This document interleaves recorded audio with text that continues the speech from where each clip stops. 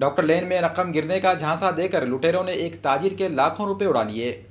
Doctor लेन में फिल्मी अंदाज में लुटेरों ने एक ताजिर को लूट लिया। नाथनगर हनुमानगढ़ के राजेंद्र गाड़ले ने डॉक्टर लेन में वाक़ HDFC बैंक से 12,64,000 रुपए निकाले और अपनी मोटरसाइकिल पर निकल गए।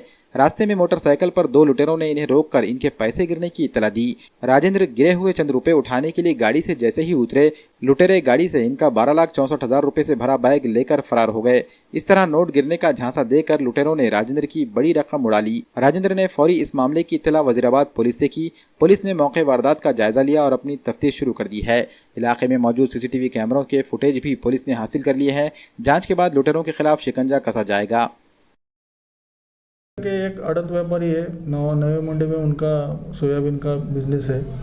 उनका जो चेक था 19 लाख का, वो ये क्लियर करने के लिए वो HDFC बैंक डॉक्टर लेन में आए थे।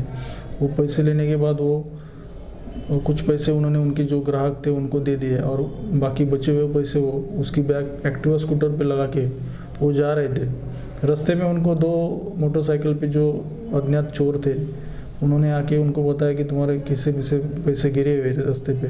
तो वो देखने के लिए वो गाड़ी लगा के नीचे उतरे, तो उतने में उन्होंने वो जो एक्टिवा स्कूटर को लटकाया हुआ पैसे का बैग था 12 लाख का, वो लेके भाग गए।